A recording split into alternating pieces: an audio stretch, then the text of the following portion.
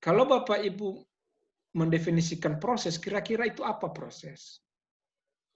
Nah, proses itu adalah serangkaian, ya, jadi ada langkah-langkah sistematis atau tahapan yang jelas dan dapat ditempuh berulang kali untuk setiap mencapai hasil yang diinginkan. Jadi ilmu ini, ilmu perencanaan keuangan ini adalah ada prosesnya, ada rangkaian. Jadi kalau tidak diikuti rangkaian ini, maka bisa saja dia tidak mencapai tujuan-tujuan keuangannya. Ya. Nah, contoh proses itu misalnya gini ya, dikatakan di sini pembuatan mobil. Tujuannya kita misalnya outputnya itu mobil. Nah, untuk mendapatkan satu mobil, itu kan prosesnya ada, mulai dari raw materialnya, dimasuk inputnya, nanti sampai dia menjadi satu mobil. Sama juga dengan proses mencapai tujuan keuangan, ada proses. Kalau proses-proses ini dilewati, tidak dengan benar, maka ada kemungkinan dia punya masalah keuangan yang serius ke depan. Ya, begitu pula dengan juga kita membuat pakaian. Pakaian ini jadi, pakaian saya ini jadi kan ada prosesnya. Mulai dari material-materialnya, ada yang menjahit, ada macam-macam prosesnya, sehingga menjadi satu pakaian. Sama juga nanti kalau di Melek kita seperti membangun rumah. Ya harus ada landasannya, fondasinya, pilar-pilarnya, sampai nanti ke atap. Jadi nggak mungkin tiba-tiba Anda membangun atap. Ya. Bahkan roti yang kita makan semua ada prosesnya. Ya. Nah, apa prosesnya itu? Wealth creation. Harta kita cari, kita ciptakan, itulah kita bekerja ya, namanya wealth creation. Lalu kemudian harta itu dikumpulkan, dikembangkan, dan dinikmati. Itu proses yang kedua namanya wealth accumulation. Yang ketiga adalah wealth protection, harta dilestarikan atau dilindungi. Dan yang keempat adalah wealth distribution. Ya. Jadi ada 4 tahap. Nah, apakah financial planning? Nah, kalau di keuangan itu aset itu berarti apa saja yang Anda miliki, mobil ya aset, motor ya aset. Kekayaan itu adalah ya Anda punya handphone yaitu kekayaanmu gitu ya. Jadi kekayaan itu bukan hal instan, melainkan dibangun. Ya. Kalau kita nggak bangun kekayaan dari sekarang, maksudnya kita tidak membangun aset kita dengan benar sampai sekarang, mungkin kita sedang membangun kemiskinan di masa depan. Hidup ini adalah seorang ahli keuangan mengatakan 28.000 hari. Ya. Kelihatan nggak ya hurufnya? Ternyata saya ganti ini ya. Kelihatan ya? Oke, 28.000. Nah, 28.000 ini dibagi dalam 4 fase kehidupan. Ya. 7.000 fase pertama, 7.000 fase kedua, 7.000 fase ketiga, dan 7.000 fase keempat. Nah, ini sama dengan kurang lebih ya, 0 sampai 20 tahun, 20 sampai 40 tahun, 40 sampai 60 tahun, dan selebihnya ini ya bilanglah 80 tahun. Ya, tapi itu fase yang terakhir. Nah, fase yang pertama ini adalah fase di mana orang itu kerjanya bermain, belajar. Ya.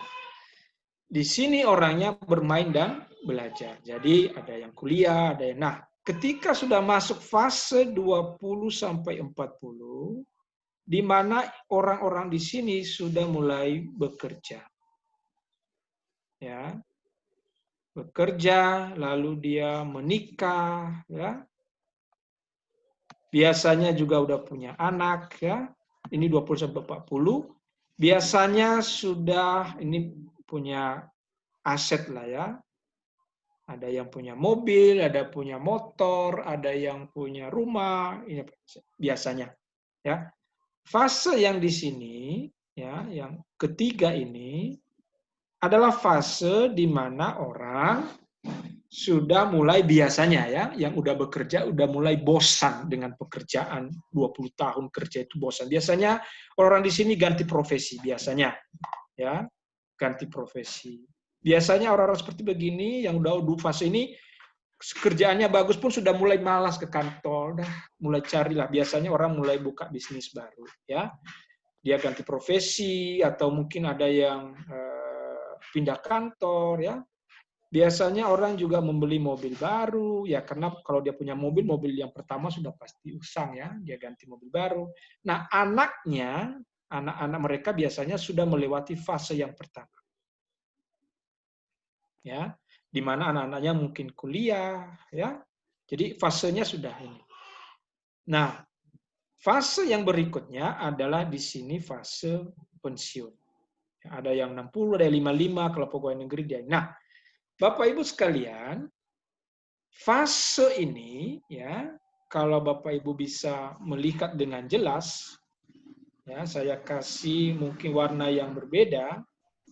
Fase 1 dan keempat, ya, adalah fase di mana tidak ada penghasilan, no income. Jadi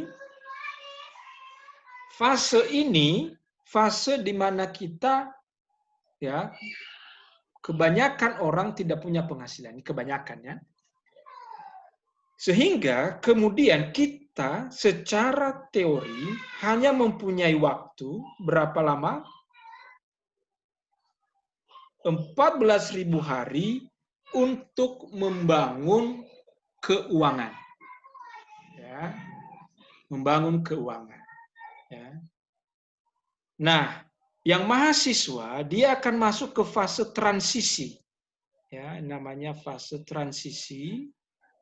Jadi, mohon maaf, fase transisi itu fase di mana, ya, di mana mahasiswa atau orang yang baru tamat kuliah harus mulai dari orang yang bergantung kepada orang tua, ya, dia tadinya bergantung kepada orang tua, akan menjadi tidak bergantung secara penghasilan kepada orang tua. Dulu pada waktu kuliah tidak pernah punya utang. Begitu Anda langsung kerja, ya, begitu kerja, saat itu biasanya orang punya utang.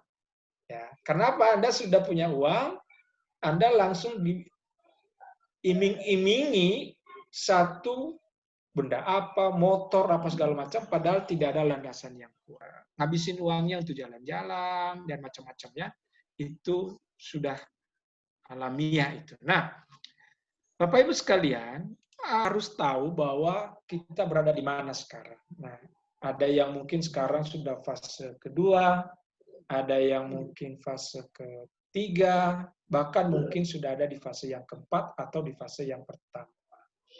Ya. Ada orang itu memang kayak kita sekarang, man at work. Jadi kita bekerja, ya, manusianya bekerja dan untuk mencari uang. Ya. Step yang kedua, kita harus naik tingkat seharusnya. Misalnya, man and money at work. Artinya bahwa sekarang bukan hanya kita yang bekerja, tapi uang juga sudah mulai bekerja bagi kita. Uang dalam di sini aset kita. Dan nanti yang ketiga adalah uang yang bekerja bagi kita. Ya, itu namanya konsep financial planning yang benar. Ya. Kenapa? Seperti yang saya katakan tadi, karena memang di fase pertama ya kita bekerja luar biasa. Ya. Tapi kan nanti nggak mungkin ketika Anda sudah 60, 65, 70, atau ada terjadi sesuatu dalam kehidupan ini, kita pasti tidak bisa bekerja. Jadi man-nya, tenaga ini kita tidak bisa gunakan lagi, ya, oleh karena keadaan, oleh karena mungkin profesi yang kita pilih, itu juga akan membuat kita menjadi harus sampai di level 3 itu, dan kalau tidak siap, itu bisa menjadi masalah. Saya kasih contoh, ya. Profesi misalnya seorang penari. Profesi seorang penari, kira-kira umurnya sampai kapan sih penari itu? paling profesi itu, walaupun dia mengumpulkan uang sebanyak mungkin, nah begitu dia gemuk, ya misalnya gemuk, atau badannya sudah kayak ini, ya dia pasti sudah nggak bisa lagi menghasilkan uang. Ya. Atau profesi seorang pemain bola misalnya. Paling dia hanya bisa 30-35, kan gitu ya. Nah, inilah yang dikatakan man at work. Nah, kalau orang ini atau pegawai negeri 55 atau 60, terserah, ada 60, jadi ada batas waktunya. Nah, kalau dia tidak membangun man and work and man and money work, ya, maka bisa terjadi nanti ketika dia masuk pada level di mana dia tidak bisa bekerja lagi, yang seharusnya uang bekerja sama dia tidak bisa mengelolanya dengan baik. Atau terjadi sesuatu, misalnya kecelakaan, ya, tidak bisa bekerja sama sekali, ya, dia langsung masuk di mana sebenarnya dia sudah harus bergantung kepada passive income-nya. Jadi di mana kita berada sekarang, kita harus membangunnya dengan baik, ya. Itulah makanya perencanaan keuangan itu penting. Nah,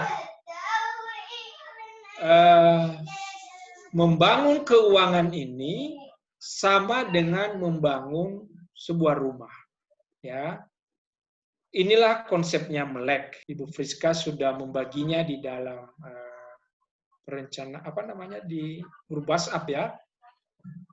Nah, yang pertama adalah motif kita baguskan dulu. Jadi saya anggap nanti pelajaran ini walaupun Bapak Ibu sudah membayar persembahan, bayar persepuluhan, kita akan tetap mencoba merefreshing kembali berapa persepuluhan yang harus kita bayar kalau itu sudah jelas, berapa persembahan yang harus kita bayar, dan motif kita membangun keuangan itu harus didasarkan kepada motif-motif yang benar.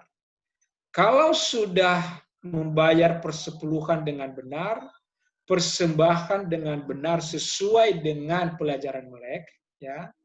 Waktu KKR kemarin mungkin ada beberapa yang di sini sudah saya jelaskan mengenai berapa jumlah persembahan. Maka di Melek ini seharusnya dimanapun gereja kita berada, kita sudah punya konsep dengan benar, maka baru masuk ke level 4 pilar. 4 pilar itu adalah membangun cash flow yang benar. Kalau boleh tidak ada hutang yang konsumtif, kalaupun ada hutang masih dalam proporsional yang benar, ada hitungannya tersendiri, ada dana daruratnya, lalu bisa mengelola manajemen risiko dengan baik. Kalau ada sesuatu terjadi, ada risiko atau manajemen income replenishment yang benar.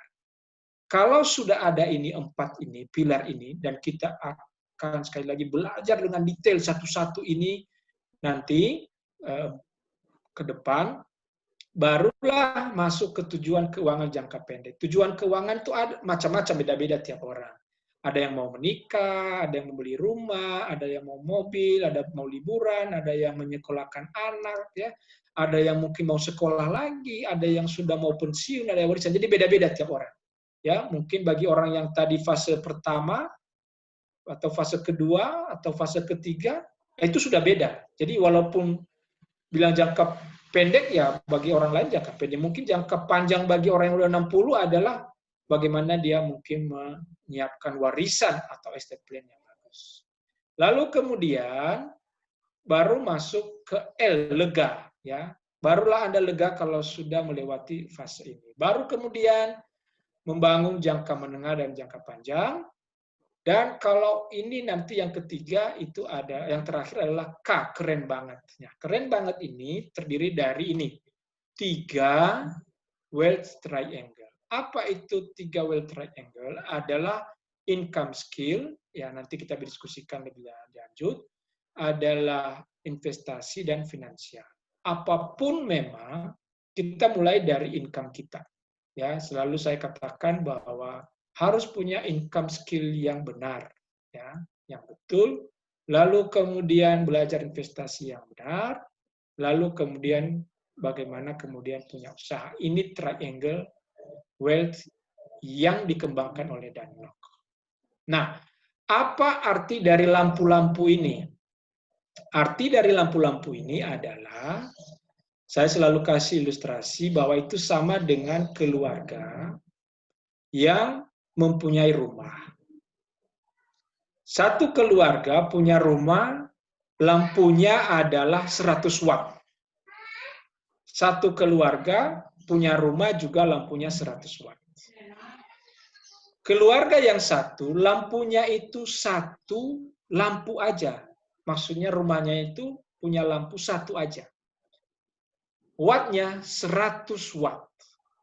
Sedangkan keluarga ini, yang kita bangun ini, sama juga 100 watt, tapi lampunya ada 5. 1, 2, 3, 4, 5. Masing-masing 20 watt. Oke. Lampu ini kita ilustrasikan sebagai penghasilan. Oke. Kalau lampunya nyala, maka satu keluarga ini secara penghasilan sama-sama berapa? 100 watt. Tidak ada bedanya. Yang membedakan adalah kalau lampunya mati. Kalau lampunya mati, ya, maka kalau mati lampu satu aja, misalnya lampu yang satu ini rusak gitu ya, apa yang terjadi? Di rumah yang 100 watt dengan lampu yang satu langsung gelap gulita. Sedangkan di rumah yang ini, yang 5 lampunya, tidak gelap gulita. Karena apa? Walaupun 2 lampunya mati, masih ada lampu-lampu yang lain yang membuat rumah itu masih menyala. Artinya apa? Ada orang di rumah tangga, di keluarga, mempunyai satu sumber cahaya atau sumber penghasilan. Ya, ada keluarga yang mempunyai lebih dari satu sumber penghasilan. Apa yang terjadi? Ya, ada banyak keluarga yang bagus banget, ya lumayan hebat, tapi tiba-tiba redup, gelap kehidupan keluarganya, langsung jatuh miskin karena dia bergantung pada satu sumber penghasilan. Ada juga orang yang membangun keuangan keluarganya tidak bergantung sama satu sumber penghasilan. Sehingga ketika terjadi permasalahan keuangan keluarga, lampu yang satu mati, masih ada lampu yang lain, walaupun kecil-kecil. Jadi secara resiliensi atau secara ketahanan keuangan, lebih bagus mempunyai lebih dari satu sumber penghasilan daripada mempunyai satu sumber penghasilan, walaupun satu sumber penghasilan itu besar atau gede. Ya. Nah, sumber penghasilan itu tidak bergantung sama orang, bukan jumlah orang ya, tetapi sumbernya. Satu orang bisa saja sumber penghasilannya 2 atau 3 atau 4. Ya. Atau misalnya suami istri bekerja itu juga 2 sumber penghasilan. Tapi yang dimaksud di sini saja bukan hanya orangnya. Kita juga belajar instrumen-instrumen keuangan apa yang akan kita gunakan untuk mencapai tujuan tersebut.